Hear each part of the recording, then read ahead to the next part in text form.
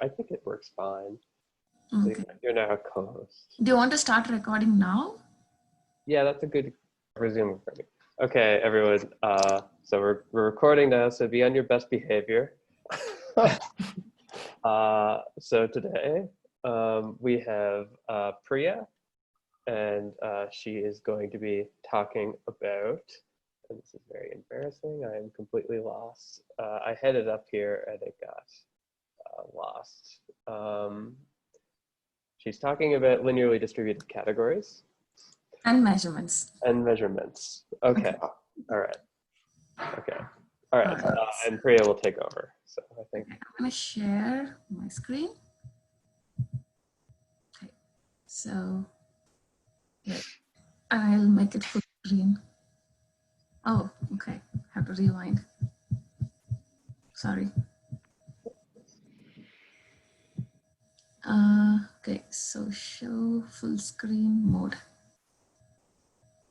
Okay, is that good? Great. Yep. Great. Okay, so disclaimer, I don't know how this talk is gonna go. Okay, I'll try my best to go slow. So I'm gonna talk about measurement for mixed unitary categories. And this talk is dedicated to everyone who supports social distancing and follows social distancing. Okay, right. I'm gonna recap quickly our previous work, and previously when Cole was around, this is joint work with Cole and Robin. Okay, lot of words here. Okay, so my PhD project is focused on categorical quantum mechanics. So categorical quantum mechanics, we study quantum foundations using monoidal category theory.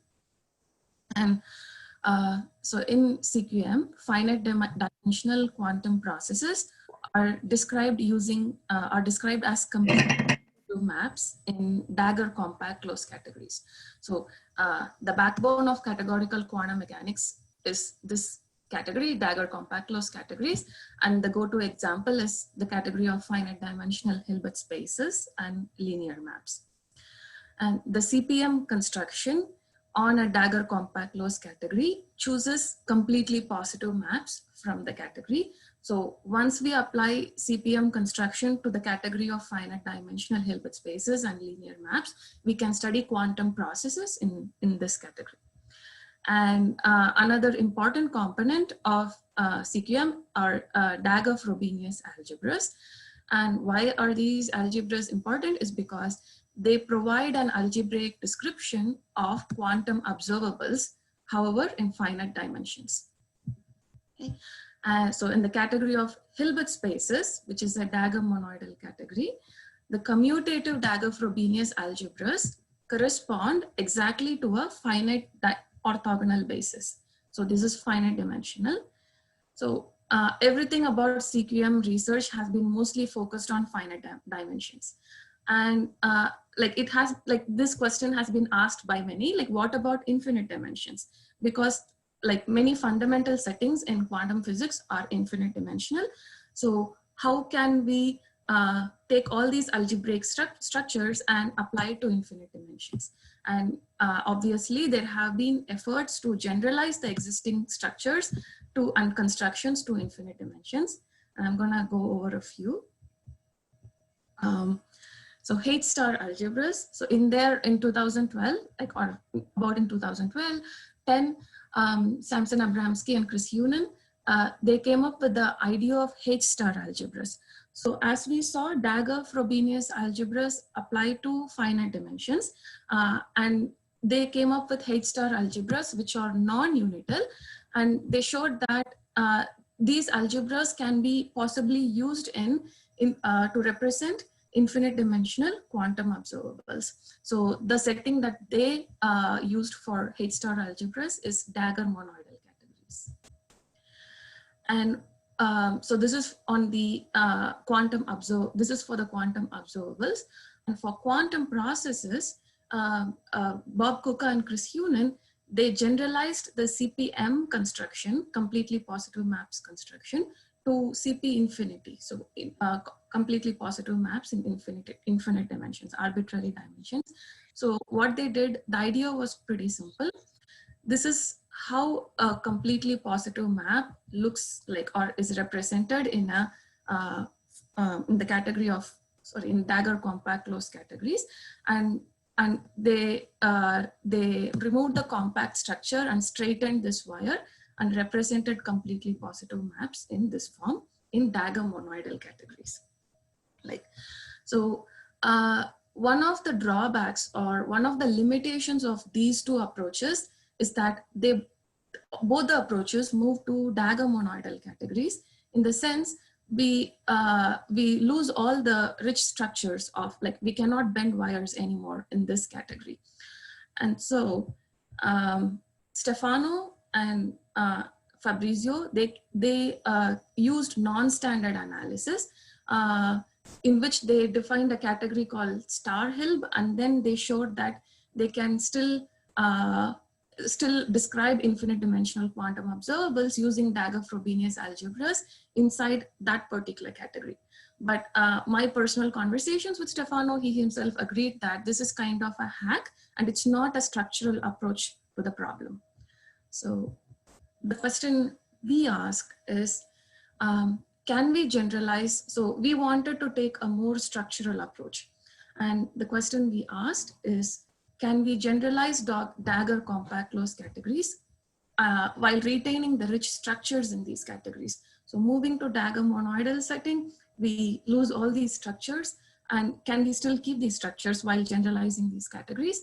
And the natural question to ask about the new setting would be, can we still generalize can we still describe quantum processes, quantum observables and measurements in finite dimensions, in infinite dimensions in the new general setting? So can we describe all these, can we retain all this machinery in this new setting? And for this strategy, so this is our strategy. We observed that, or Robin observed that, monoidal categories are generalized by linearly distributive categories.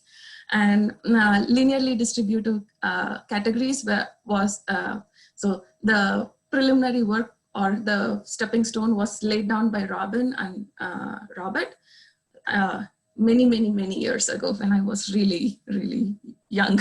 So we moved from monoidal categories to linearly distributive categories, and we asked, can we generalize Dagger compact closed categories to the LDC setting, linearly distributive category setting? And can we generalize the existing construction to the new setting? So this was our approach. And so far, this diagram here shows our progress that we have made in the last 2 years. So we moved from monoidal categories to linearly distributive categories. And linearly distributive categories provide categorical semantics for multiplicative linear logic. And what did we do? We showed that mixed unitary categories generalize Dagger monoidal categories. And then we showed that the CP infinity construction can be applied or can be generalized to mixed unitary categories. And then environment structures which are used to characterize CP infinity construction in Dagger monoidal categories can also be adapted to characterize CP infinity construction in mixed unitary categories. So we were able to describe completely positive maps or quantum processes inside the setting of mixed unitary categories. So this is what we have done so far. And in our current work, we focus on generalizing quantum observables and measurements from Dagger monoidal categories to mixed unitary categories. So our current focus is on quantum observables and measurements. Right, okay, so summarizing for the current project, we observed that Dagger-Frobenius algebras provide algebraic description of quantum observables in Dagger monoidal categories, and a measurement in a Dagger monoidal category is given by a map from an object A to X, and where A is any object, there is no structure on A. However, X is a special commutative Dagger-Frobenius algebra. So in the category of Hilbert spaces, special commutative Dagger-Frobenius algebras correspond to orthonormal basis. So a measurement is a map from any object in certain sense to an orthonormal basis, and the measurement and the map is an isometry. And so there is an alternate, so this description of measurement was given by Bob Kuka and Dusko Pavlovic and Bob Kuka and Dusko Pavlovic. There is an alternative characterization of measurements by Peter Salinger. Salinger showed that classical types can be derived from quantum types by splitting something called dagger idempotence. And dagger idempotent means that the idempotent coincides with its dagger. And the retract of the splitting gives a measurement. So this is an alternative characterization, and both are equivalent. And so in our current work, the objective of our current work is to generalize the notion of observables and measurement to infinite dimensional quantum systems by generalizing Dagger-Frobenius algebras to dagger linear monoids and dagger linearly distributive categories. That's a lot of dagger. So just to say it simply, we want to generalize Dagger-Frobenius algebras to dagger linearly distributive categories. We want to know how these algebras look inside our setting. Okay. And I'm going to walk over the background of what is I'm going to recall what is a linearly distributive category and some other definitions before we move on to the current work. Okay, so a monoidal category is a category equipped with a tensor product and a unit, and it comes with an associator and uniters, which are natural isomorphisms. And a linearly distributive category has two tensor products, not one. So it has a tensor and a par. And these two tensor products are linked by linear distributors.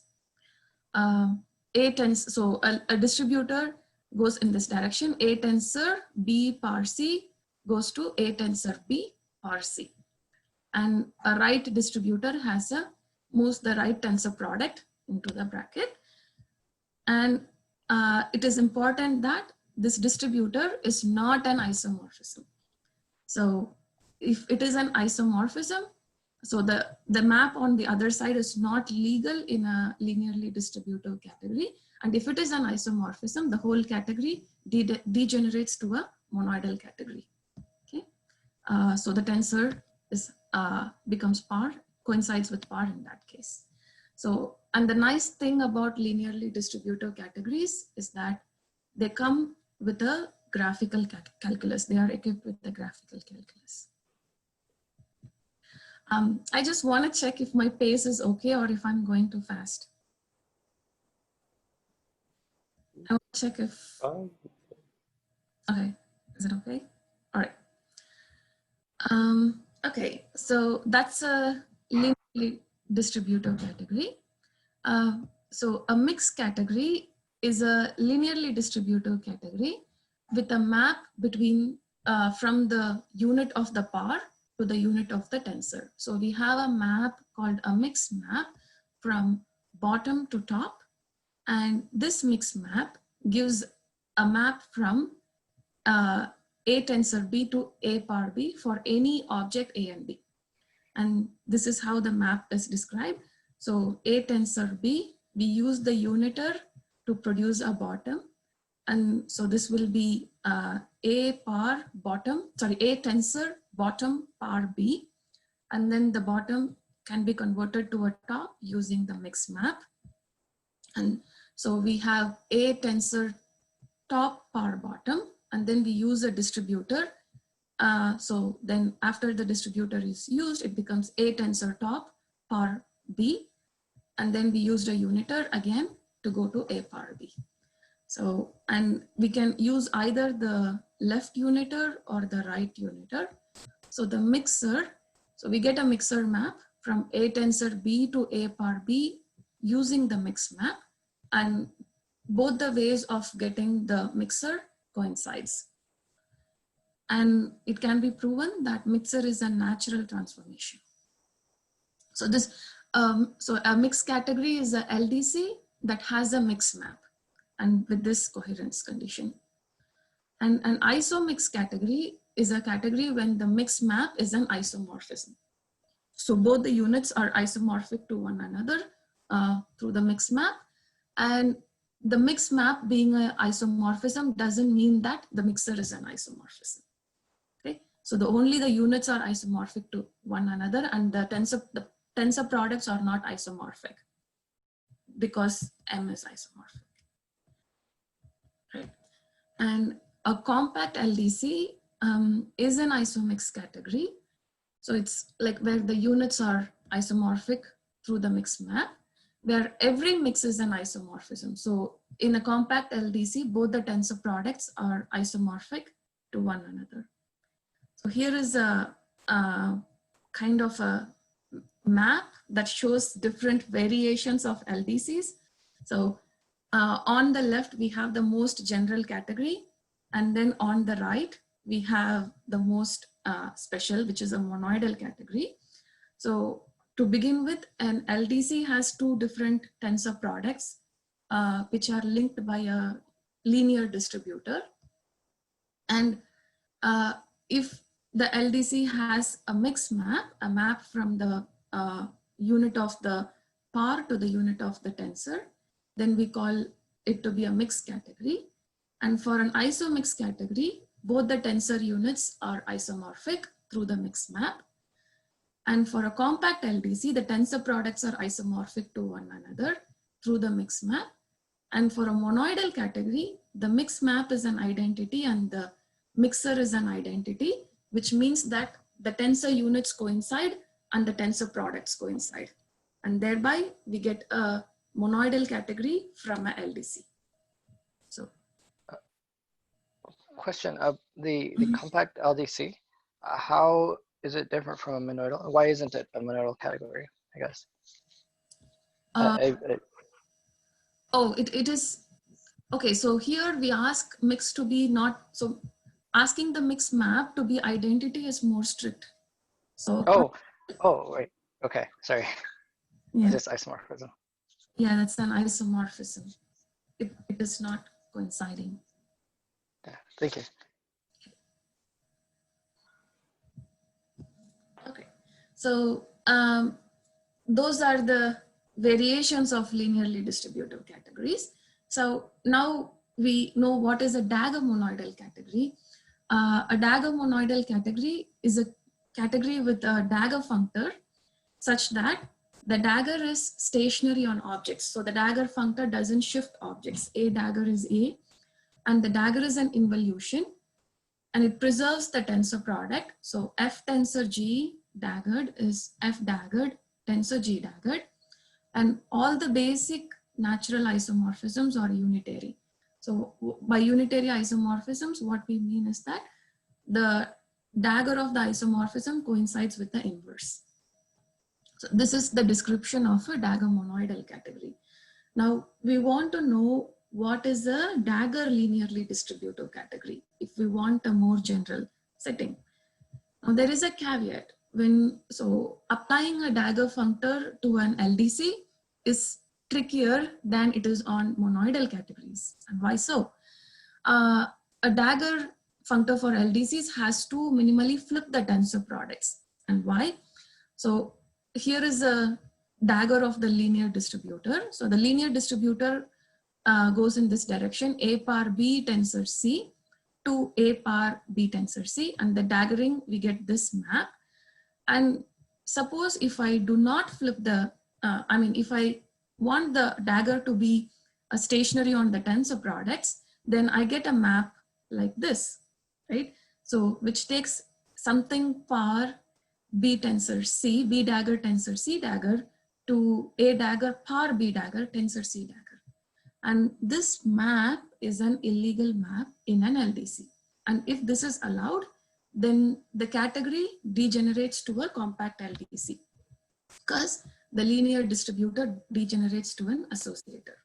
So we know that by this observation, we know that Dagger functor for the LDCs has to flip the tensor product. So it has to like convert the tensor to power on the other side. So it's not identity on objects anymore. It has to shift the objects. So that's a trouble.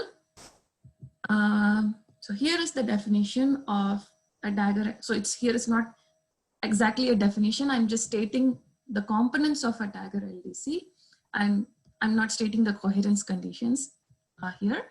So a Dagger LDC is an LDC equipped with a Dagger functor, but it's not an identity on objects anymore. So A is different from a Dagger, and it has the following natural isomorphisms. So we call this tensor Laxers. So lambda power goes from a Dagger power B Dagger to a tensor B Dagger, and lambda tensor, it goes from, takes a Dagger tensor B Dagger to a power B Dagger. So this is a natural isomorphism. And unit, again, the unit top is naturally isomorphic to the Dagger of bottom, and bottom is naturally isomorphic to Dagger of top. So these are called unit Laxers. And finally, the involution, again, the involution is not like a Dagger, A is not equal to a Dagger, but it's naturally isomorphic. We have a natural isomorphism from A to a Dagger, which we call iota.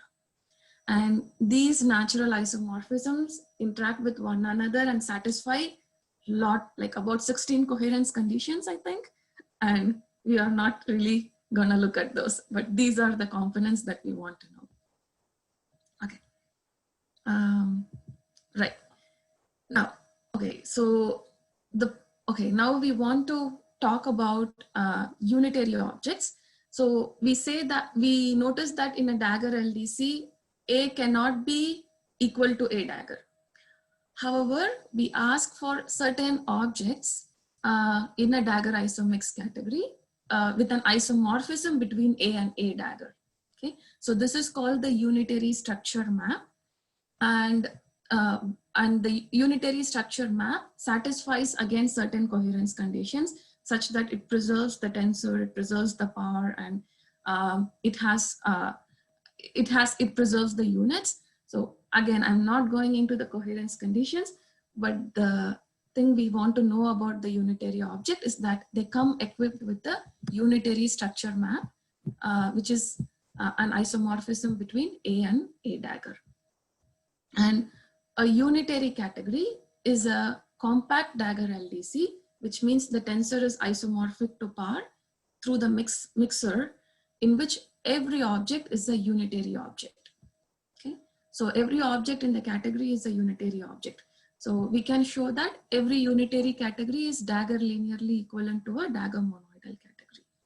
So in a Dagger monoidal category, the unitary structure map is identity map. So that's why A is equal to a Dagger. But we weaken the condition and we say it's an isomorphism that satisfies certain coherence conditions. So that's a unitary category. Okay. Finally, mixed unitary category. So so here is like the Dagger LDC part. So we consider Dagger isomix categories where the object and its Dagger doesn't coincide. So B is different from B Dagger.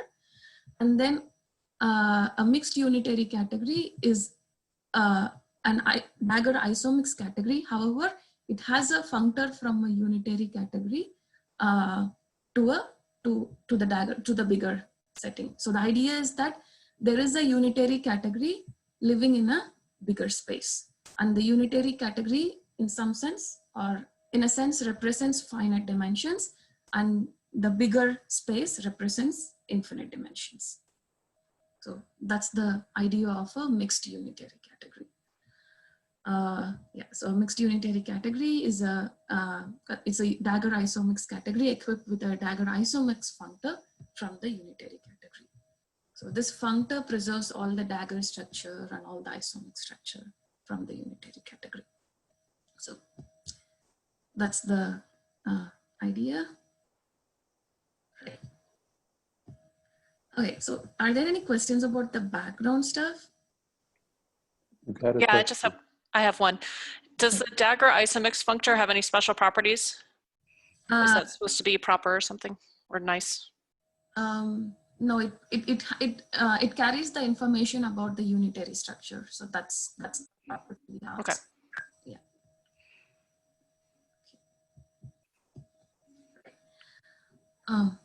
Okay, so moving on to the current work, I recall the definition of a dagger-Frobenius algebra. So a dagger-Frobenius algebra in a dagger monoidal category, it consists of a monoid and a comonoid on the same object, such that the multiplication, the co-multiplication is dagger of the multiplication or vice versa, and the co-unit is the dagger of the unit. And the monoid and the comonoid pair together give a Frobenius algebra. So this is the definition of a dagger-Frobenius algebra. And our objective is to generalize dagger-Frobenius algebras because they represent quantum observables. We want to generalize dagger-Frobenius algebra to dagger linearly distributive categories to begin with. So that's the objective, and half of my talk will be about this. So if we want to generalize dagger-Frobenius algebras to the LDC setting, we first ask the question, what is a Frobenius algebra in LDC, right? Before moving on to the dagger. So, and this question has been answered already by Robert, and other people. So so whatever I walk through about this is it's a collection from like a material, from all the material out there. Okay. So I first introduced linear monoid. So a linear monoid in a linearly distributive category consists of a tensor monoid. So the monoid is on the tensor product. So we have A and a multiplication from A tensor A to A, and the unit map from top to A. And it consists of a comonoid. However, the comonoid can be on a different object, and the comonoid is on the par product. So it goes from A to A par A, and the co-unit goes from A to bottom. Shouldn't all of those be B? Sorry. Oh yeah, thank you, Chad. Sorry. Yeah, I'll make a note. Thanks. Yeah, this is B to B par B and B to bottom. And there is a left action. So A and B, so A acts on B on the left and A acts on B on the right.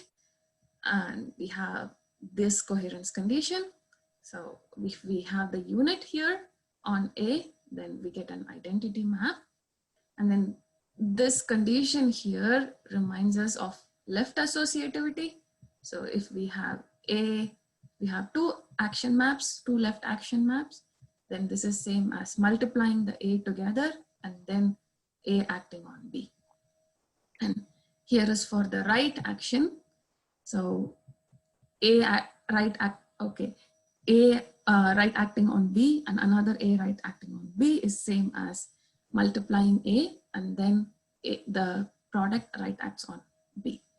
So this is right associativity, and then we have the interaction between the left action and the right action.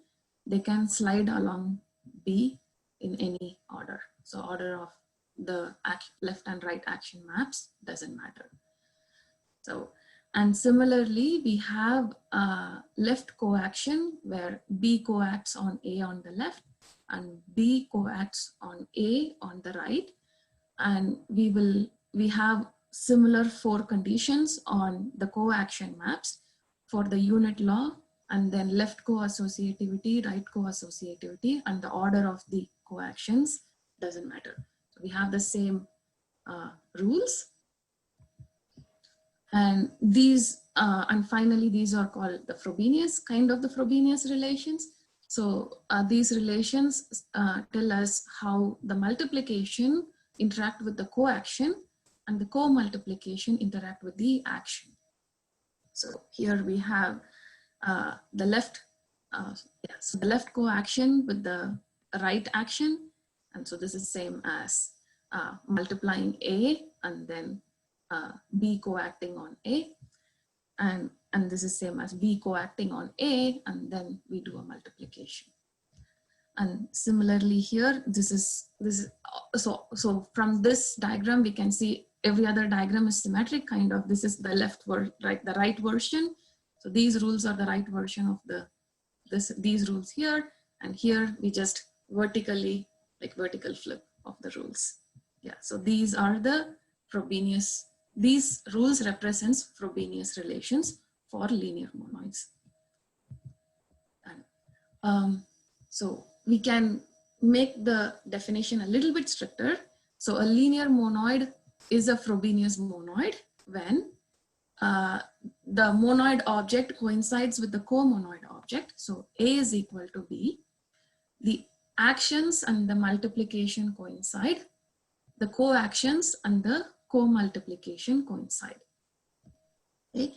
And just a side note, we observe that asking for the actions to coincide with multiplication is same as asking for these rules to hold. So these are equivalent formulations of the same condition. And so this is a Frobenius monoid in a LDC. And in the degenerate setting of monoidal categories where the tensor product, tensor and the power coincide and the tensor units coincide, Frobenius monoids are exactly the usual Frobenius algebras.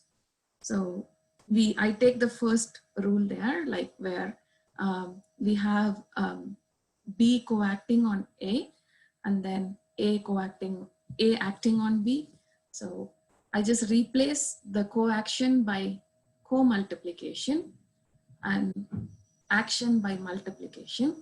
So doing all, like just replacing the actions and coactions by multiplications and co-multiplications, we get the usual Frobenius law, right?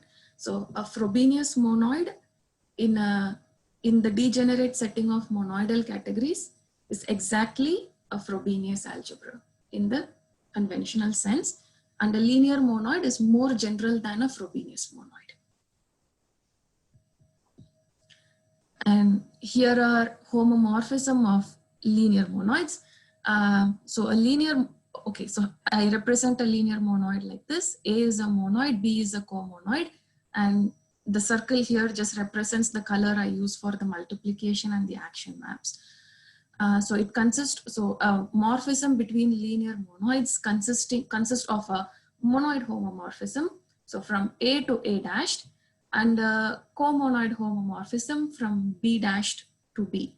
So it's on the opposite direction, and such that these equations here hold. So all it's saying is that, like, using Q, I can construct the using Q on the right action here of A and B, I can reconstruct the right action of this monoid A dashed B dashed. So this is the homomorphism of, this is how a homomorphism of linear monoids is defined. So verbally, like a linear monoid is a linear functor from the terminal category, from the terminal LDC to any LDC. And the morphism of linear monoids is a linear transformation between these functors. So that's the idea. Okay. And right, and I didn't go into the technicalities. So we now know what are Frobenius algebras in LDCs. So that's a good sign. Now, but linear monoids, so we know that Frobenius algebras are represented by, are generalized as linear monoids in an LDC setting. And linear monoids are tightly related to linear duals. So I will walk over linear duals, and then we will see how all these structures move to Dagger LDCs. A linear dual or a linear adjoint in an LDC consists of a unit map. However, here the unit map is from top to B par A, and the co-unit is from A tensor B to bottom. So we can see that the unit map gives a par object, and the co-unit map starts at a tensor object, right? And then the following diagrams, following equations hold. So these are the usual triangle identities or the snake diagrams for linear, like for duals. And again, so if we draw the commuting diagram for these string diagrams here, these diagrams use the linear distributor. And in a compact category, it uses an associator. So a linear dual, such that a linear dual where A is both left and right dual of B. So if we have a linear dual and then a dual from the other side, then such a dual is linear dual is called a cyclic linear dual. So every linear dual is a cyclic linear dual in a symmetric LDC, right? So given a linear dual AB, we have another linear dual BA by using the symmetry maps. So I can just twist the wires of the unit and the co-unit to get a dual on the other direction.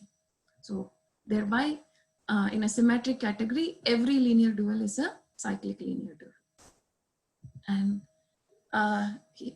homomorphism of linear duals is again given by a pair of maps. So F and F dashed. So F goes in like downward direction, and F dashed goes in the opposite direction to F. And again, F dash is a linear transformation between the linear functors that represent these linear duals. And the extra property for this linear transformation to hold is that they preserve the unit and co-unit between these adjunctions. So if I have the cap of A dashed, B dashed, I apply F dash to go to B, and this is same as the cap AB, and then I apply F on the other side to get A dash. So both of these are same. And similarly, if I have A to A dashed, and then I use the cup of the second adjunction, I can define this using the cup of the first adjunction and F dashed. So, so basically the idea is homomorphism of linear duals is a linear transformation that preserves the unit and co-unit maps. Okay, now we move on to the correspondence between the linear monoid and cyclic linear dual. So I said like both these concepts are tightly intertwined. So we are going to see what. So every linear monoid gives a so given a linear monoid, we get a cyclic linear dual. And how do we do that? So given a linear monoid AB, we get a cyclic linear dual by using the actions and the co-action maps. So the cup, the unit map for the dual AB is given by the right co-action map, and the co-unit is given by the right action. And for the other dual, B dual to A, we get, it is given by the left co-action, the unit is given by the left co-action, and the co-unit map or the cup is given by the left action. So this is how, given a linear monoid, we always get a cyclic linear dual. And in star autonomous categories, every monoid corresponds precisely to linear monoids. Okay. Right. So we saw that linear monoids give cyclic linear duals, and now from the other end, given a cyclic linear dual, we get the endomorphism linear monoid or the Pans linear monoid. So the notion, so they are closely related. So every cyclic linear dual gives two linear monoids. So here the monoid is on par. So A par B is the monoid object, and A tensor B is the co-monoid object. And so here the multiplication we could see it is defined using the right. So by this co-unit map, and then the co-multiplication uses the cap, and similarly, so this uses the right cup and the left cap, and the left action uses the right cup, and then the right action again uses the right cup. The co-action uses the left cap, and co-action uses the left cap. Sorry, this is a typo. So in this way, we get a Pan's linear monoid using the right cup and the left cap. And similarly, using the right cap and the left cup, we get another Pan's linear monoid on B, where the monoid object is B par A and the comonoid object is B tensor A. So the important takeaway is that every linear monoid corresponds to a cyclic linear dual, and every cyclic linear dual corresponds to gives to two Pan's linear monoid or endomorphism linear monoids. Okay. So now that we know that Frobenius algebra is generalized by linear monoids and linear monoids tightly connected to cyclic linear duals, how does this all work with Dagger, right? So to be in specific, we ask these questions. How does the Dagger functor interact with linear duals and linear monoids in a Dagger linearly distributive category? And then the second question would be, okay, when does a Dagger linear monoid, so that I put it in quotes because I didn't define it yet, but a Dagger linear monoid would generalize Dagger Frobenius algebras. And when does a Dagger linear monoid give a Dagger Frobenius algebra in the degenerate setting of unitary categories? And what will be the relation between Dagger linear duals and Dagger linear monoids? So these are the questions to be under consideration. Okay. So we start with generalizing linear duals, or we are going to start by looking linear duals interacting, or the Dagger functor applied to linear duals. The first observation is that suppose we are in the setting of a Dagger LDC. So we are in the setting of a Dagger category and we are given a linear dual. So A is dual to B. Then because of the Dagger functor, we have another dual arising from the this dual here. So the dual is B Dagger is dual to left dual to A Dagger. And the cup and the cap for this duality is given by the cup and the cap of the original duality. So here epsilon Dagger, the cap is given by the Dagger of the cup. So the cap is, we start with top and we know that we have a natural isomorphism to the Dagger of the bottom. And then we can use the Dagger of the cup to go to B tensor A Dagger. So that's there. And then from here we use the natural isomorphism tensor Laxers to go to B Dagger par A Dagger. So we have a map from top to B Dagger par A Dagger. And similarly, we have a map from A Dagger tensored B Dagger to bottom. So how do we get this map? So we push the Dagger outside by using the tensor Laxer. So we get A par B Dagger. Now we can use the Dagger of the cap to go to top Dagger, and then from there we use unit Laxer to arrive at the bottom. So thereby using the Dagger of the cap, we get the cup for the other duality. And here we use the Dagger of the cup to get the cap for the other duality. So, and we represent the daggered cups and caps in the string diagrams as follows. So this is just a notation. So this is the Dagger functor box. So we put the Dagger, so we put the cup here, and then because it's contravariant, the input is given from here. So we get, this is the Dagger of the cup. We get B Dagger, A Dagger here. And we just represent this by the cap with the cross at the top. And similarly, dagger of the cap gives a cup, and we represent the cup by a cup with a cross, right? So the important takeaway is that every duality gives rise to another duality by means of a dagger functor, and the cup and the cap, sorry, the cap and the cup for the other duality is given by daggering the cup and the cap of the original duality. Right. So yeah, so we are slowly moving towards the definition of a dagger linear dual. So there is an easier intermediate step. So a right dagger linear dual is a linear dual.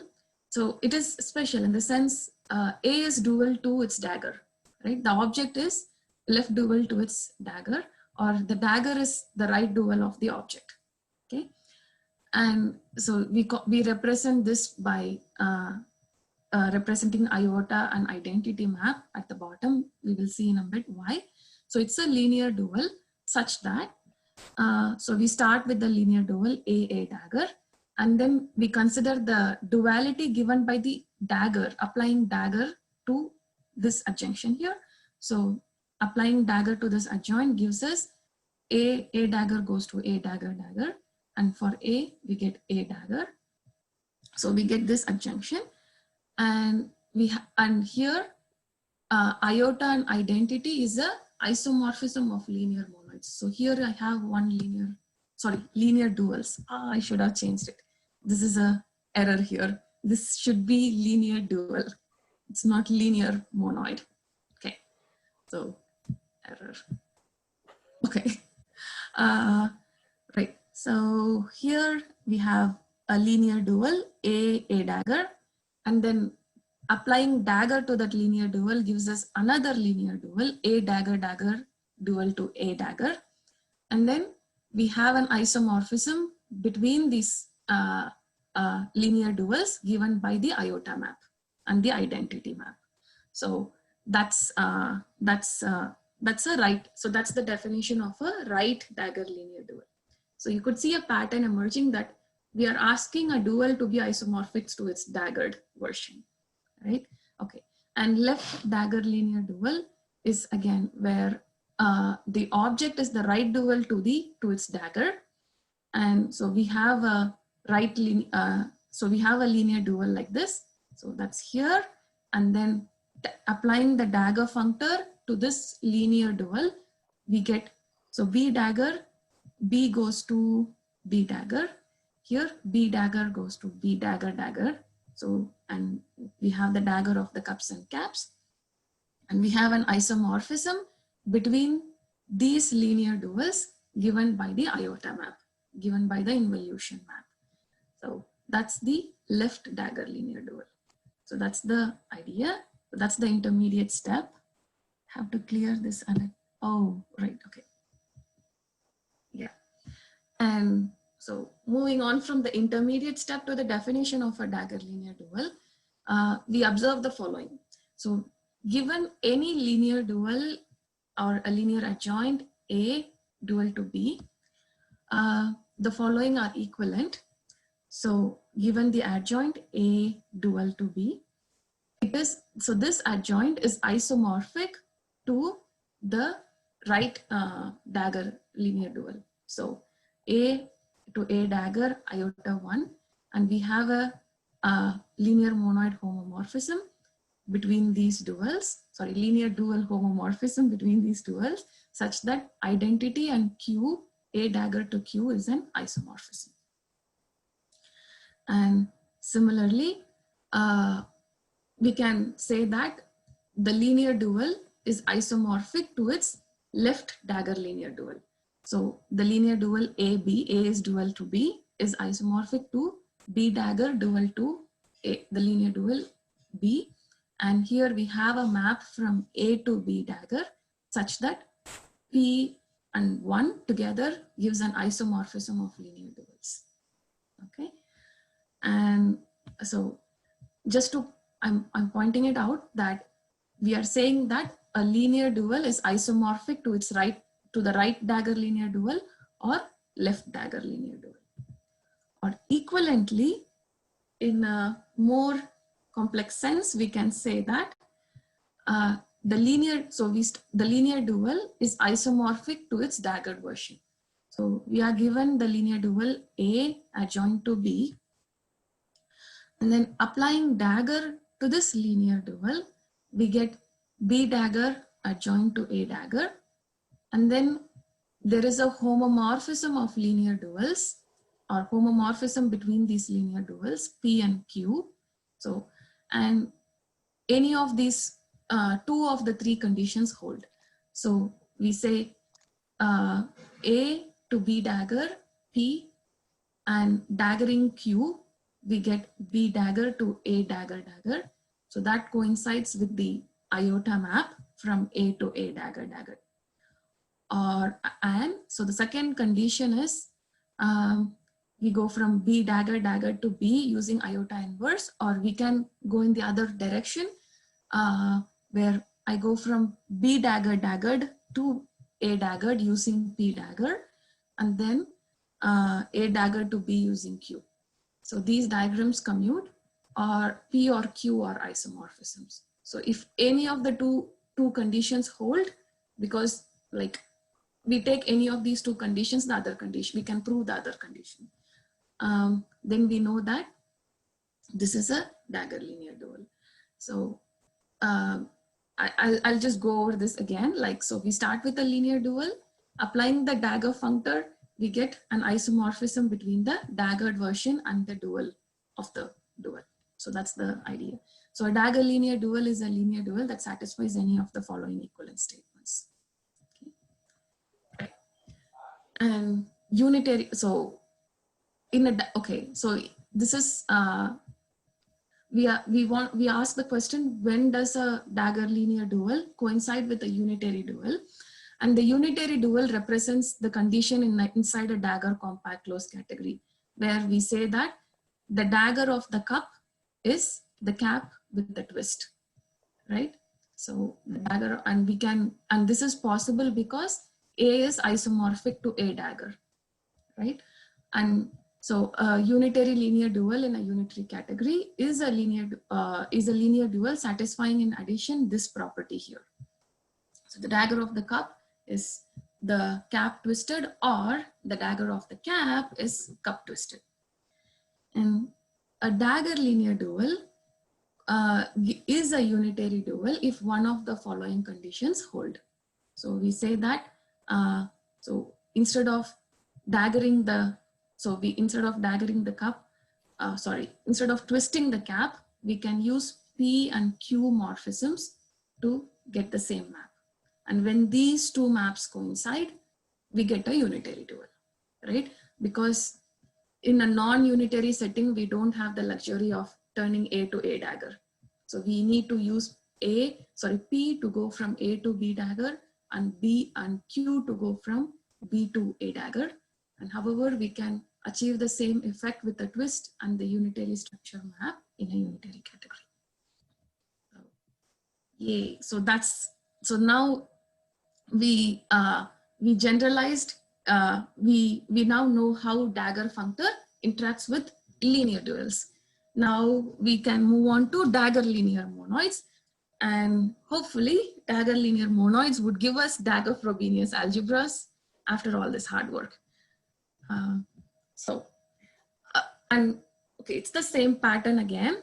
A right dagger linear monoid, so we represent it by this, which I will come back a little bit later.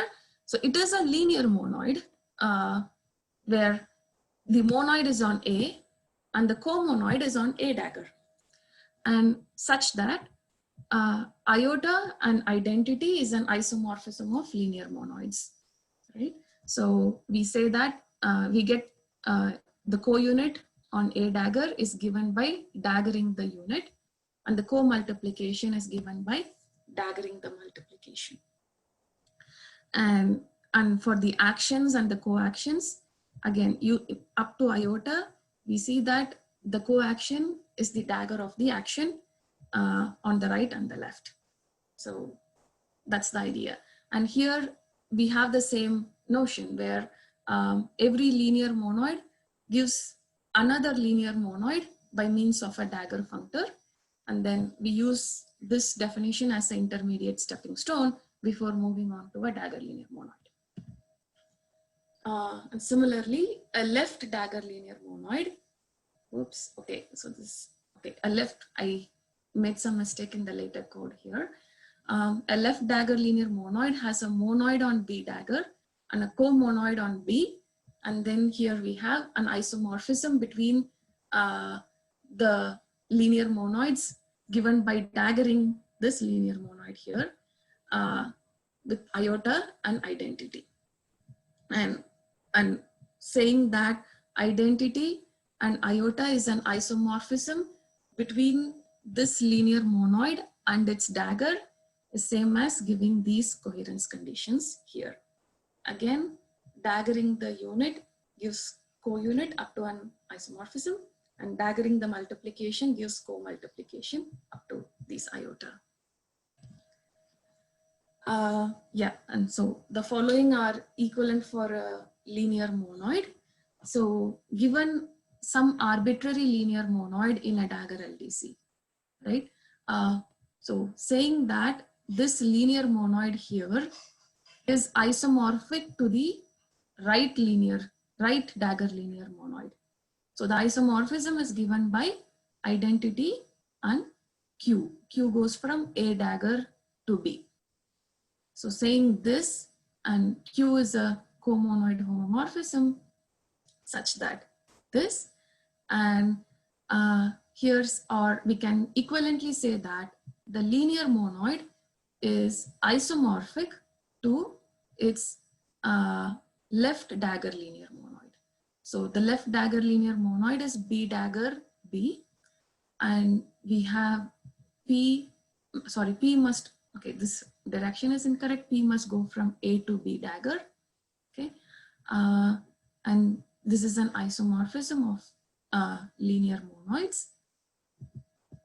And in a more complicated sense, given a linear monoid on A and B, we obtain the daggered version of the linear monoid on B dagger and A dagger.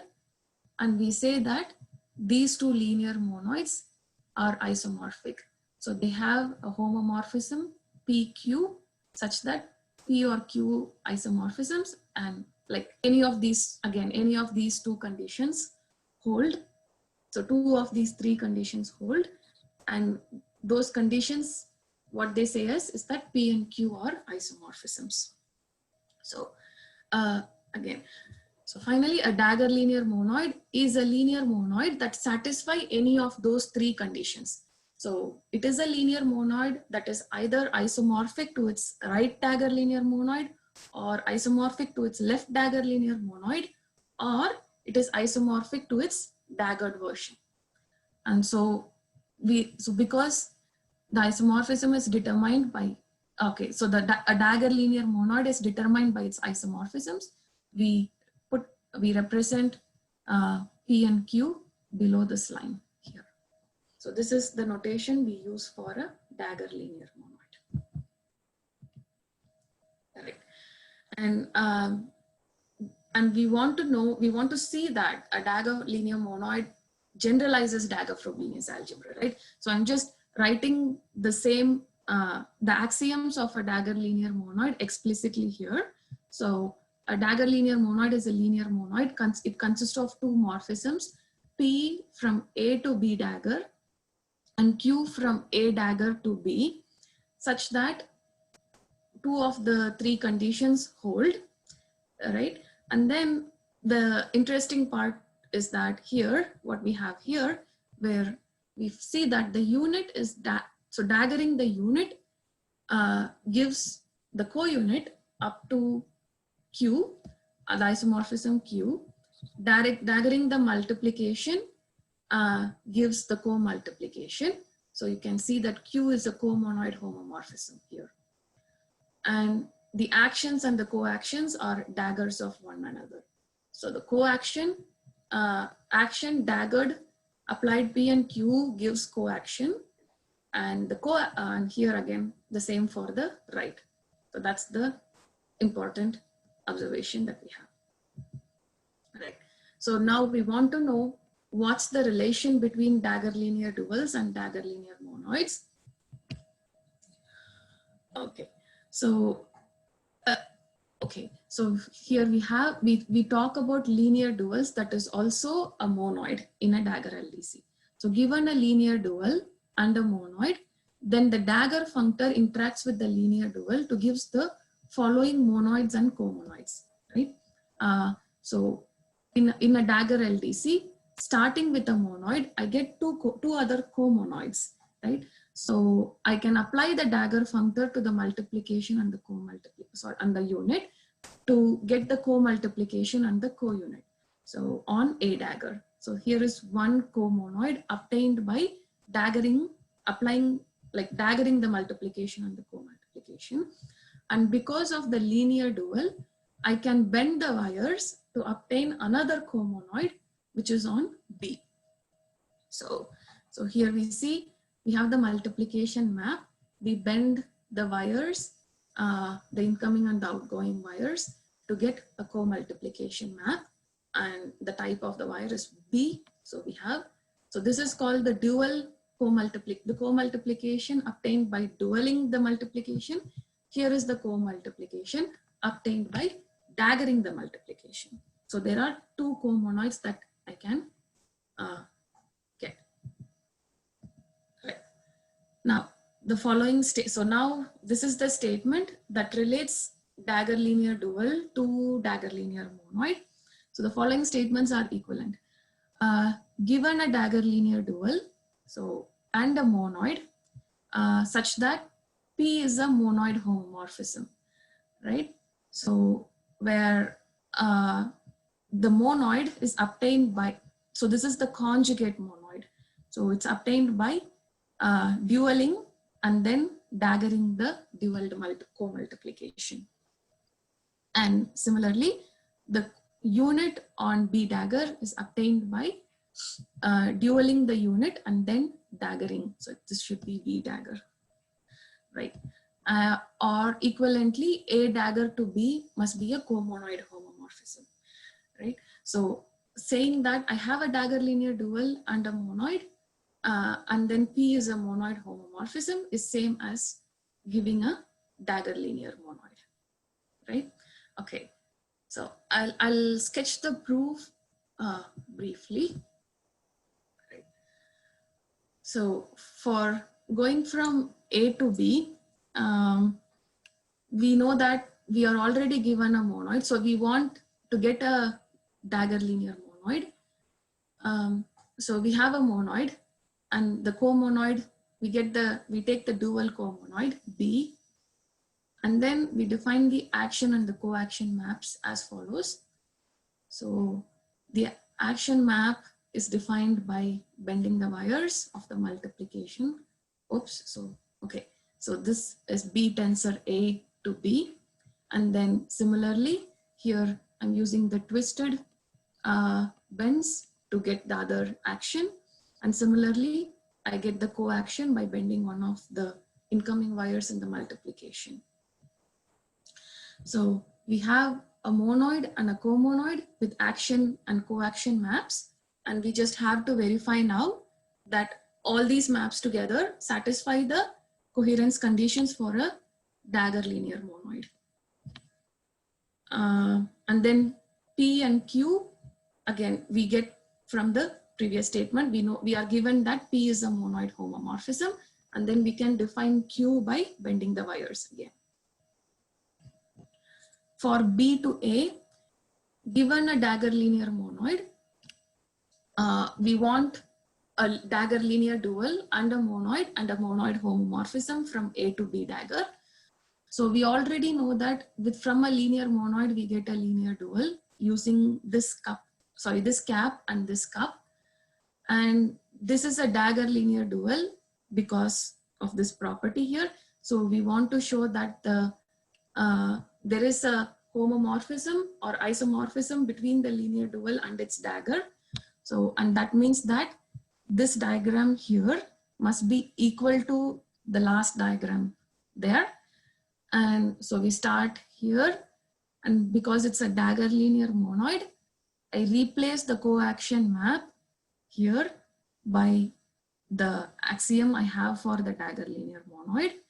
And then again, because P is a monoid homomorphism, I have this thing to that, and then I can merge the dagger boxes and I get this diagram here. So this means that P and Q preserve the cup and the cap of the linear dual. By this we know that eta and epsilon defined like this with P and Q gives a dagger linear dual, and it remains to show that P is a monoid homomorphism, which is true. And I leave it as an exercise.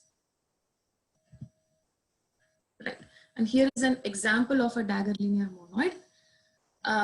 So we saw that a cyclic linear dual gives the Pans linear monoid, and we see and then we notice here that when the cyclic linear dual is a dagger linear dual, it gives a dagger linear Pans monoid. Okay, and the twist is the Pans monoid is twisted. Okay, so by twisted I mean the multiplication. Dagger of the multiplication doesn't give the co-multiplication directly, but it twists the co-multiplication. And similarly, the dagger of the action twists the coaction. So that's due to the conjugation map. And here is the, and we know that for a dagger linear monoid, we need a map from the monoid to the dagger of the co-monoid. So A power B to A tensor B dagger. And here is why we have to be inside a symmetric category. So A power B, we can use P and Q maps to go to B dagger power A dagger, and then use tensor laxers to go to B tensor A dagger, and finally to A tensor B dagger using the twist map. Yeah. So there are a lot of details in here, but the takeaway is that given a dagger linear dual, it gives a dagger linear Pans monoid. The Pans monoid is a dagger linear monoid with a twist. Right. Finally, here is the conditions. Here are the conditions that give a dagger Frobenius algebra in a unitary category. So we saw that a linear monoid is more general, and then a stricter version Frobenius monoid, and a Frobenius monoid in a degenerate setting gives a Frobenius algebra. And similarly, we are looking at the conditions for a dagger linear monoid to give a dagger Frobenius algebra. So these are the conditions. So what these conditions say is that given a dagger linear monoid, if the following statements are equivalent, so saying that the multiplication coincides with the co-multiplication, coincides with the actions up to unitary structure map. So because we are inside a unitary category, I can move from A to A dagger freely. And then I have to just, I'm saying that the multiplication coincides with the action maps, but up to the unitary structure map. And in a monoidal category, the unitary structure map is identity map, right?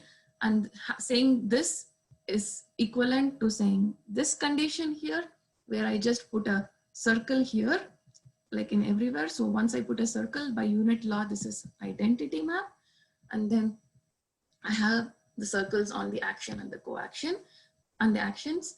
And then I can apply the same strategy to the coactions and get equivalent conditions, right? So Priya, before you were using a triangle for the unitary map, but you stopped doing that here. Sorry? You were using a triangle for the unitary map. Oh yeah, I should. Okay, I will make a note of it. Yeah. Okay. I will. Yeah. A unitary structure map is represented by a triangle. That would be better. Yeah. Okay. And okay, now we give the condition under which a dagger linear monoid gives a dagger Frobenius algebra. So given a because we know that every dagger linear monoid is isomorphic to its right dagger linear monoid, we use the right dagger linear monoid as a representative dagger linear monoid. So given a right dagger linear monoid such that this condition here holds, right? And we saw the equivalent form of this condition in the previous slide. A is a Dagger-Frobenius algebra with this multiplication. So the multiplication comes from the linear monoid, and the co-multiplication is defined from the co-multiplication of the linear monoid, but I use the unitary structure map to make the types match. And so that, so we have defined this. So then we say that this is the Dagger-Frobenius algebra, and here is the proof. So A is a monoid, and then A with this co-multiplication and co-unit is a co-monoid. That is easy to prove. And here is the Frobenius law. Why Frobenius law holds? We start with this condition, Frobenius condition, and then I replace the co-multiplication by the definition of the black co-multiplication. And then we use the condition that we ask, where the multiplication has to coincide with the action up to these unitary structure maps. So I replace that. So this goes away. So I get this map here. And then because we are in a dagger linear monoid, or we are a linear monoid, I can slide this action along this line and I get this. And again, this is same as a multiplication. And so with phi A here, and this is the black co-multiplication. So that shows that this monoid and the co-monoid given by the dagger linear monoid gives a Dagger-Frobenius algebra when the condition holds. Right. So, hey, so now we know what are Dagger-Frobenius algebras and dagger linear monoids. And we said that the motivation for looking at Dagger-Frobenius algebras in the LDC setting is so that we can represent infinite dimensional quantum observables. And for that, we know that we can build infinite dimensional objects by taking limit or co-limit of the smaller objects. So we show that, I won't go into the proof, but we state that the limit of the dagger linear monoid is a dagger linear monoid. So the proof, like the result is broken into two parts. So we first show that a dagger linear dual, limit of a dagger linear dual is a dagger linear dual. So we start with a dagger LDC. We consider the category of all dagger linear duals and homomorphism of linear duals. So it's not, yeah, it's homomorphism of linear duals. And then consider the diagram D from any category D to dag dual of X. And then the limit over this diagram where U is the underlying functor from the dagger duals of X to X. So the limit is a dagger linear dual. So then L defined to be is a, oh yeah, my statement is not complete, but what I want to say is that the limit is a dagger linear dual. And the, sorry. Okay, and the proof goes like this. So we want to say something is a dagger linear dual. We want to show that the limit is a linear dual. So the cup is given by like this. So top from the limit par limit dagger is, so because right adjoints preserve, left adjoints preserve par product. Sorry, the par product is left adjoint, and the left adjoints preserve co-limits, the right adjoints preserve limits. I can take the limit outside. So I get this object here, and then, and this is isomorphic to L par L dagger, and the eta dashed from top to the limit of all these individual things is given by the individual caps. So, and the cup is defined similarly, and we can show that the cup and the cap satisfy the triangle identities. And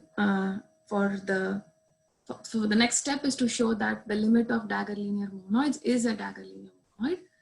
So we start with the symmetric dagger LDC, and we consider the category of all dagger linear monoids and linear monoid homomorphisms. And D is any diagram from D to dagmon X. And so then the limit object is a dagger linear monoid in the category X. And so to show that L is so I think the essential part of the proof is showing that the limit is a monoid. So the monoid is given by the following limit diagrams. So because L is the limit, we know that the lower triangle commutes. And then we know that this rectangle here commutes, right? So F is a linear monoid homomorphism. So we know that this rectangle here commutes. And then finally, we have this triangle commuting. So this gives a unique map from L tensor L to L. So this is the multiplication. And similarly, we get the unit map. So the lower triangle commutes, and this triangle here commutes because F is a linear monoid homomorphism, and this gives a unique map from top to the limit. So thus we can represent infinite dimensional objects in this category by taking limits of dagger linear monoids. And finally, towards the measurement, this is what has been done previously. So a demolition measurement in a dagger monoidal category is given by a map from any object to a special commutative dagger-Frobenius algebra, such that the map is an isometry, right? So it's a map from the object to the orthogonal, to an orthogonal basis where you can measure. And this is the work by Bob Cooker and Dusko Pavlovic. And Peter Salinger showed that one can derive classical types from quantum types by splitting dagger idempotence. And the retract of the splitting gives the measurement in the sense of Dusko and Bob and Dusko. So we show that how splitting binary idempotence in a dagger of a dagger linear monoid can give rise to dagger-Frobenius algebra. So we consider idempotence on dagger linear monoids, and when these idempotents have some extra properties, we show that splitting such idempotence give a special dagger-Frobenius algebra. Okay, so these are the, and I would not go into the details of the proof, but I'm going to discuss the properties of the idempotent for which the splitting for which the splitting gives a dagger-Frobenius algebra. So a binary so we first define what a binary idempotent is. A binary idempotent is a pair of maps between two objects. So A to B, so U, V, such that U, V, U is U and V, U, V is V, right? So we know that given these two conditions, UV is an idempotent and VU is an idempotent. So UV is an idempotent and VU is an idempotent. And a binary idempotent where U is from A to A dagger and V is from A dagger to A. So B is equal to A dagger is called a dagger binary idempotent or binary dagger idempotent. If these two conditions here hold, so what it says is that we start from A, use the iota map to go to A dagger dagger, and then U dagger gives U, right? So these two conditions here hold, and what these two conditions say is that UV dagger is equal to VU. So the idea is that we want the notion of dagger idempotence in this setting, but dagger idempotent means that the idempotent is equal to its dagger, which is not possible in a dagger LDC. So we want to equate an idempotent to its dagger in some sense. And that's why we move on to binary idempotence. And then we say, so we move on to binary idempotence and then we make B is equal to A dagger. And we ask UV is equal to VU dagger. So let me look at the, oh, I'm over time. No, really? Keep going, finish up. That's fine. You don't have much left, it seems. So I have 2 more slides. yeah, that's fine. Okay. Great. And okay, so the idea of going for binary idempotence is to get the notion of dagger idempotence. So that's what I want to get at, because we can't make the idempotent to be equal to its dagger. And so we notice that whenever a binary dagger idempotent splits, so suppose it splits to A to E and E to A as R with a retract and a section, then VU, the idempotent on the opposite object, splits through the dagger, right? So A dagger to S dagger to E dagger and R, and then from E dagger to A dagger using the retract dagger. So we refer to this kind of splitting as a dagger splitting. And so because we want the splitting to be inside the unitary core, or if we want it to be a unitary object, we want the splitting to be inside the core. The idempotent has to have certain extra properties. So we ask the idempotent, called the coring idempotent, if for every object X, there exists a map from the par to the tensor. So this is not usually available, right? Like we have a mixer going from tensor to par. But here we ask for an infinite family of maps from par to tensor on that object, right? And such that the conditions here hold. And so in a sense, it acts as the inverse of the map, but it's not the inverse of the mixer map, right? Okay, so when a coring idempotent, when an idempotent with this kind of map, kappa, so we call this a coring idempotent. When this idempotent splits, the splitting is in the core of the mixed dagger LDC. So this is the important bit where the mix, so because inside the core of the category, it must have the inverse to the mixer map. So, right? So here we have U par X to, so U is the splitting. Using the section, I move to the idempotent object A par X and then use the kappa map to go to A tensor X and use the retract to move to the splitting again. So we prove that this map here is inverse to the mixer map. Okay, this is the final slide. So these are the properties. So I list all the properties on the idempotent such that the splitting is a Dagger-Frobenius algebra. So given an idempotent AUV, it is a coring idempotent, which means that its splitting has to be inside the core. It's a binary dagger idempotent. So UV equals VU dagger and it splits, the idempotent splits. Then if A is also a right dagger linear dual and A is a monoid, okay? So we ask the object, we ask a right dagger linear dual that is also a monoid and has an idempotent on it. And the idempotent has the following properties. The idempotent must be an endomorphism of linear duals.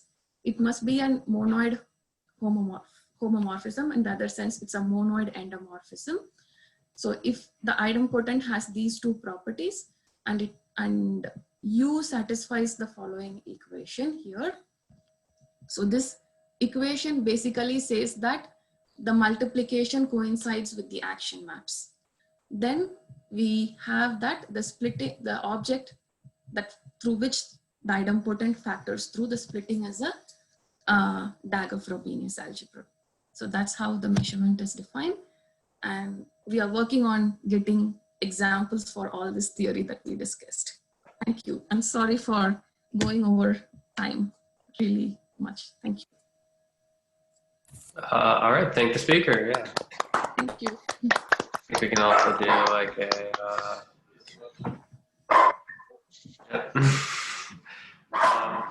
That has been a really. All right. So does anyone have any questions for the speaker? I have a question. Yeah, go ahead. Okay, cool. So the pansemonoid in the linearly distributive category extends to a monad, if I recall correctly. A linear monad. So if you have a Dagger linear monoid, does this extend to like a Dagger linear monad?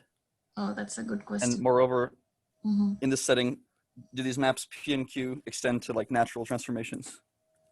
P and Q should, okay, P and Q are already linear transformations, but are they Dagger linear transformations? We have to formulate that because P and Q are already homomorphism of linear monoids, so they have to be linear transformations. But no, I'm saying if you have a is there some notion of a Dagger linear monad as opposed to just a Dagger linear monoid? Robin?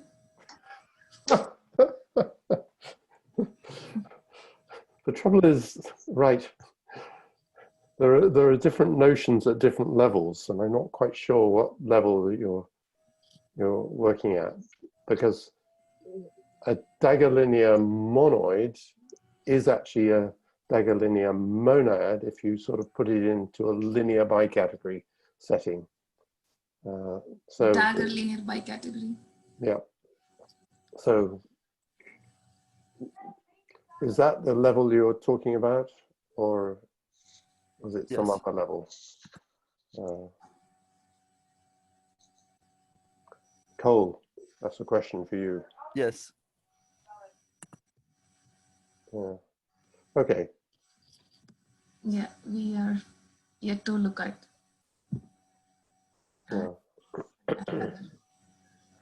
Any more questions? Someone's got to ask about examples. Oh, can I do that? Because that was my question. Okay. Priya, what are examples? How about some infinite dimensional examples? Okay, so we were looking at finiteness matrices, the category of finiteness spaces and finiteness matrices. And obviously in that category, the core is actually a finite dimensional, it represents finite dimensional Hilbert space. So in that category, like we are looking for examples of Dagger linear monoids, which could represent infinite dimensions. And there is a paper by Richard Blood and Robin and others, where they talk about some monoids for generalized power series. And that's as much as I know. And we are looking at that example currently. We are yet to start looking at that example. And then Chris Heunen talks about some compactly accessible categories. And we want to understand the examples that he used, how it fits in our setting. But we are yet to closely look at the examples for these structures. I mean, there is one sort of obvious example which you always have, and that is you just take a product of Dagger Frobenius algebras, right? And then each projection will actually give you, if you're in an additive setting, each projection will actually give you one of these binary idempotents. So I mean, there is an obvious example, but it's trying to get the other examples which aren't so obvious, which I think is tough. Well, it may be tough, but we haven't really looked at it, right? I mean, finite spaces. I mean, aren't there? Couldn't you just take like some Frobenius algebra in REL and sort of turn it into something in finiteness spaces? Yeah, that's essentially what that paper that Priya described. Okay. Does. Yeah. Cool. Okay. I You have another question. well, I have a question. Yeah. Okay. I'm actually I just for showing that the linear monoids were closed to limits. Oh, yeah. Yeah. I just I had only looked at this briefly, but I thought like limits and Dagger categories were like this very kind of hairy thing, or am I just misremembering? I thought there was like this notion of Dagger limit that was kind of wonky. Okay. Right. So we are yet to look at Dagger limits, but we can bicomplete. Okay. So we can bicomplete. Okay. From my understanding, we assume that the category is complete and co-complete, and then there is a bicompletion construction, which is not clear yet. So we can bicomplete the categories. And in that sense, we can still have all the limits and co-limits, right? Like once in a bicompleted category. Can I say something? Yeah. It's not actually a Dagger limit, right? It's not Yeah, actually it's a Dagger functor. It's just a normal limit. It's just a normal limit. Okay, that was okay. All right. Well, that was my only question. Is there any more questions? Or? I have another question. Okay. Yeah, Well, cool. So you have these like I forget what you call this idempotent where you have these two maps that factor into the idempotent. And then you're splitting it or something. Is this somehow related to like when you're computing the category of classical channels? So like the CP star construction, where you double and then you split by the idempotent corresponding to the Frobenius algebra. Is there any relation to that? so how do you double the maps there? Like you just. So the CP star construction, or you mean the FF star, F and the F conjugate map for the completely positive thing? Like it's like the CPM construction, except on you like squeeze both ends together with Frobenius algebra. Right. Is it like is there any relation to like decohering by splitting the idempotent and doing what you're doing? Not sure about that. We have to look at it, but not sure if there is a relation between. I mean, a measurement is not a measurement is a completely positive map, right? Is it or not? So, okay, CP star construction talks about completely positive maps, and a measurement is in one direction. So I'm not sure. I mean, it's not obvious what's the relation between these two things, but we will look at it. Yeah, I don't know. All right. Any more questions or? Who's Okay. speaking next week? Chad. Chad is next week. And then, Chad's dropped off. Does he know this? he does. He does. Okay. Right Oh, there. Chad's still there. He's still there. Yeah. There's more than 10 people, so you can't see everyone. Okay. Okay. That's my question. Well, thank the speaker again. Thank you for the question. Is there like a clap? There is. There is a clap. It's under reactions on the bottom, but it Ah. doesn't make a noise.